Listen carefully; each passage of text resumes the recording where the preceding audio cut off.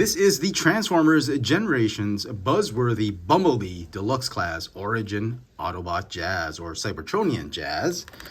And here's a quick look at the box art. Buzzworthy Bumblebee box art. Very cool.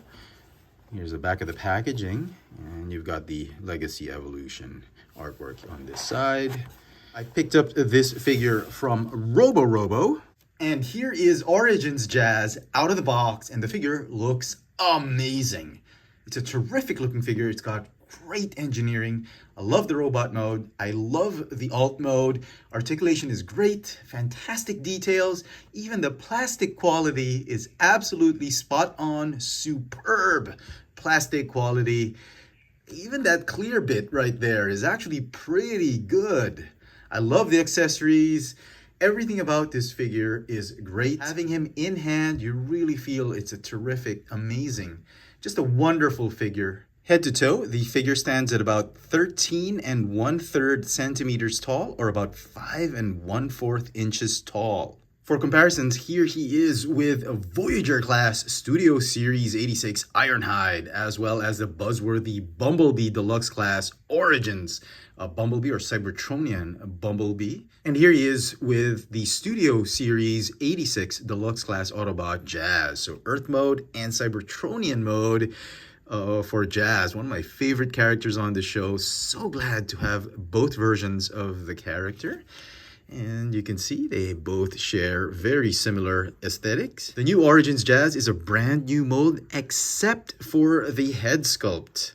They actually repurposed the Studio Series 86 Jazz head sculpt. They've recast that head sculpt into I want to say a darker black plastic, or it could just be that over time this plastic had faded, but I'm going to say it's a darker kind of plastic. The silver that they used is very similar to the silver paint that they used for Studio Series 86. The visor has been painted in this really nice bright blue color. A sharp contrast to the original baby blue visor.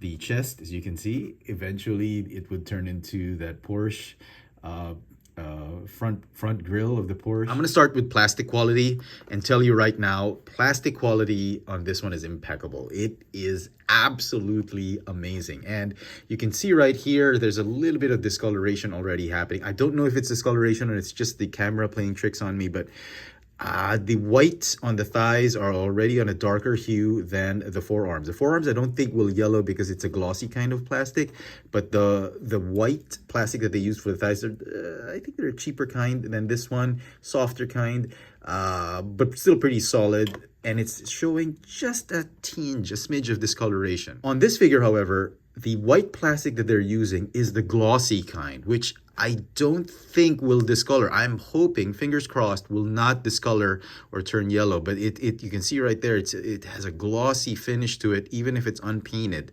This one obviously is painted, so okay. If you hold both figures in hand, this one is heavier. I can tell you right now, he's a slight bit heavier than this one. All right, so here we go. Let's begin with Studio Series 86. He clocks in at about 73 grams. Oh yeah, look at that. 87 grams. 14 grams heavier than this original Deluxe class figure. And you know, people have been saying that Deluxe classes are getting smaller. In this regard, it's still the same size, I think, scale-wise, and it's heavier. So that's a good thing. So this Origin Jazz comes with several accessories. First, he has his G1 styled blaster pistol. It's a cool looking blaster, and it's very similar to the Studio Series 86 version. You can see right there, the barrel is a little bit thinner and more narrow, but the way the gun's been designed, it's very similar. I just wish, they could have painted this silver just like this one, but as it is, the black plastic that they used is very good quality, so I'm pretty happy with it.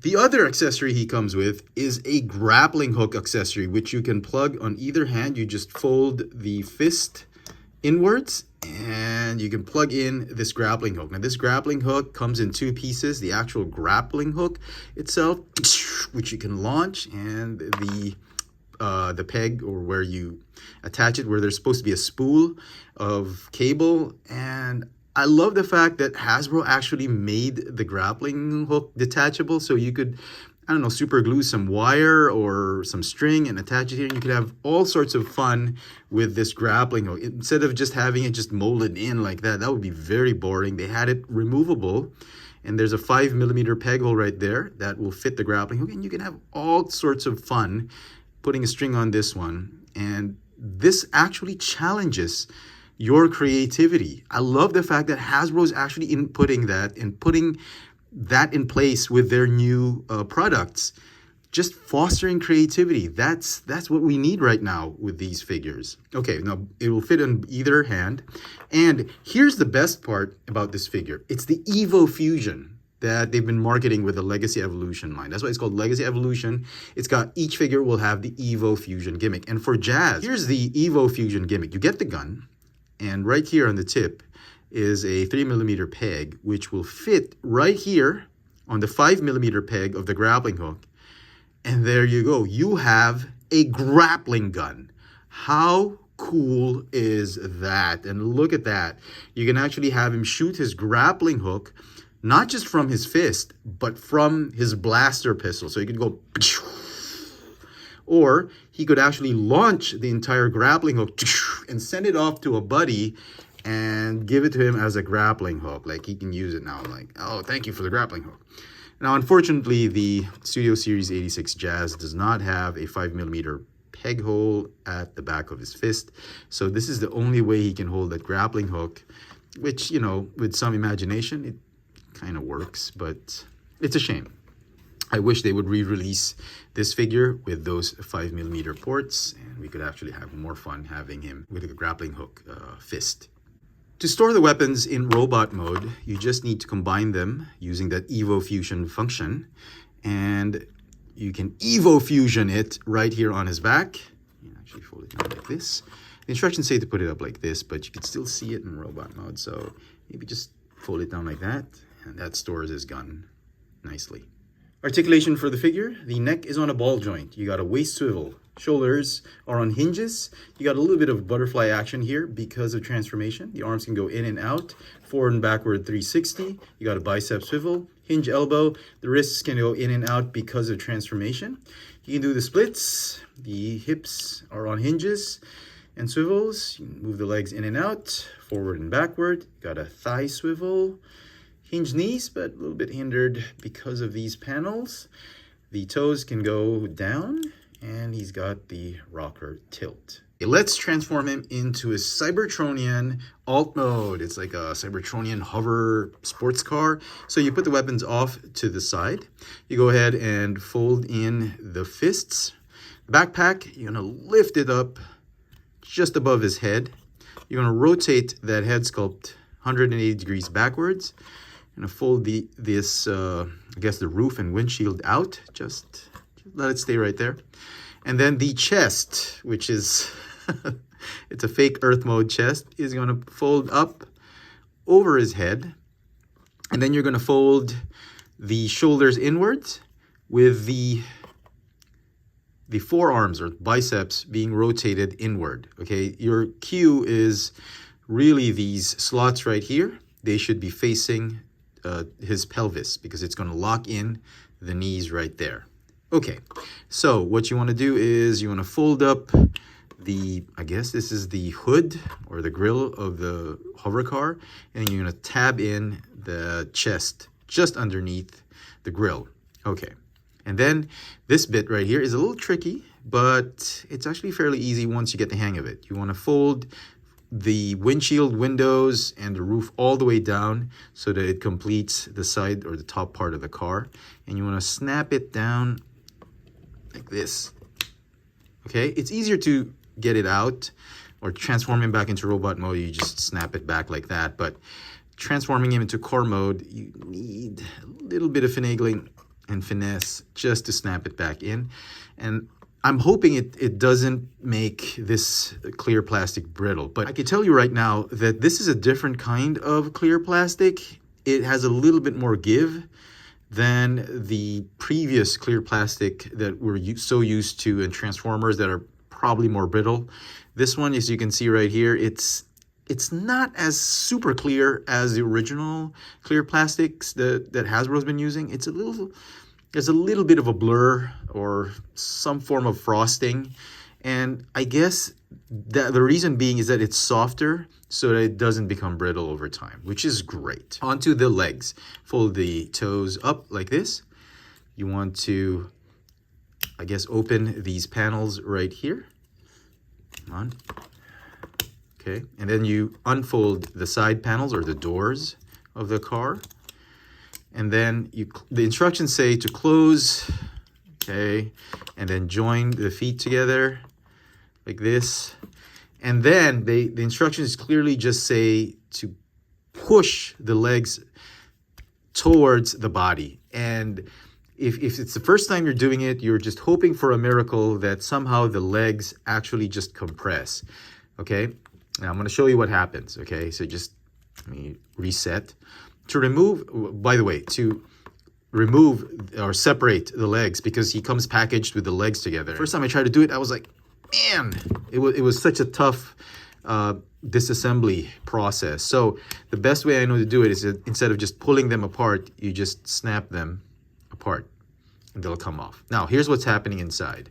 There is I guess this is a Combiner Wars hinge, and then it actually is a double hinge that'll allow you to compress the entire leg inside the lower leg, the thighs, I should say, down onto the lower leg.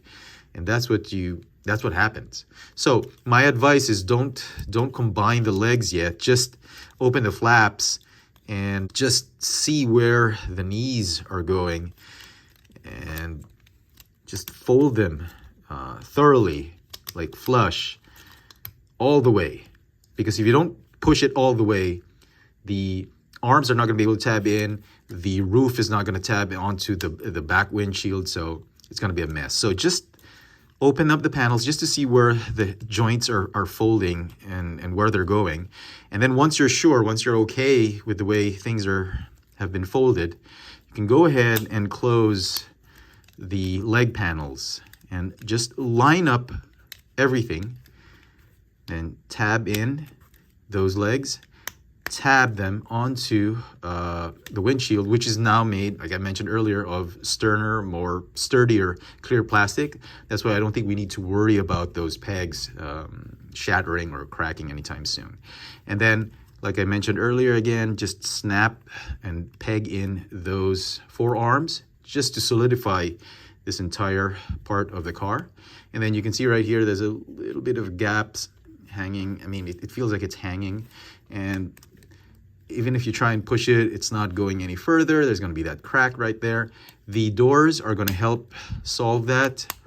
You just line them up and snap in the doors, and somehow the crack is gone. Well, there's still a little bit, but that's the best I can do. I mean, the instructions don't say anything else, but just to tab everything, make sure everything's like solidly tabbed in, and it should work out. And there you go. There is Origins Jazz in his Cybertronian Speedster Alt-Mode.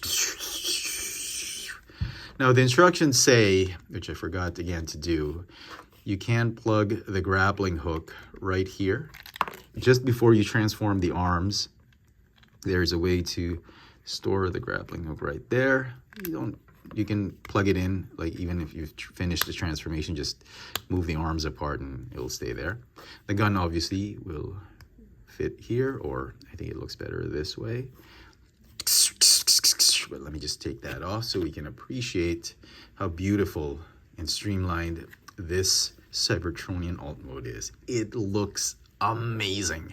I'm in love with this thing. I mean, look at that. Just great white plastic. Some paint right here that doesn't really not quite match the white plastic, but it's okay.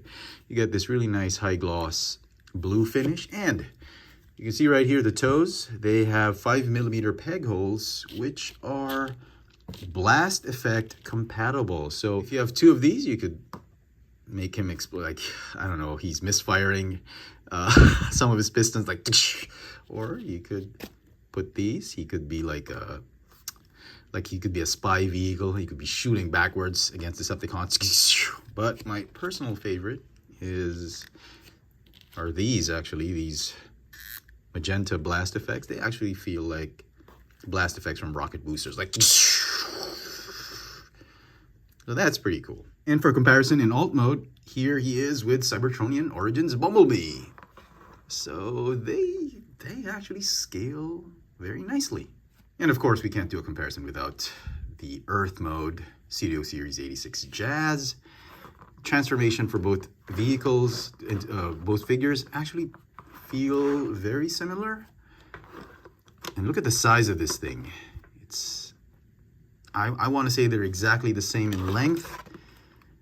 Obviously, he's a little bit wider, bigger girth, but in terms of solidness and heft and weight, as I've shown you earlier in the scales, look how solid this thing is.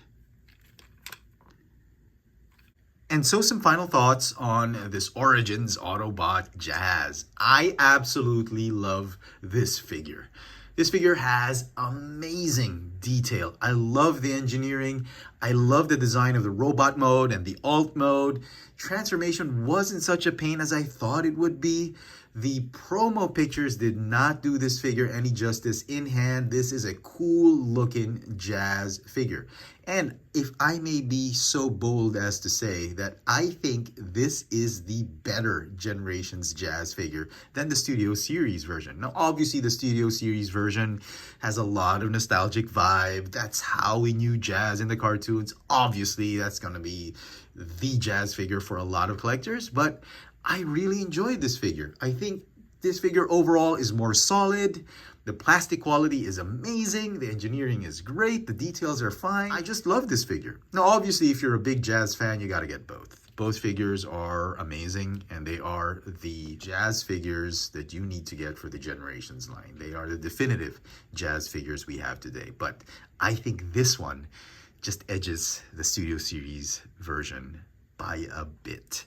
So this figure is going to get a 10 out of 10. I thoroughly enjoyed this figure. Let me know in the comment section what you guys think of this Transformers Generations Buzzworthy Bumblebee Deluxe Class Origins Autobot Jazz. Hit that notification bell so you never miss out on any of my latest video reviews. And if it's your first time here, please subscribe.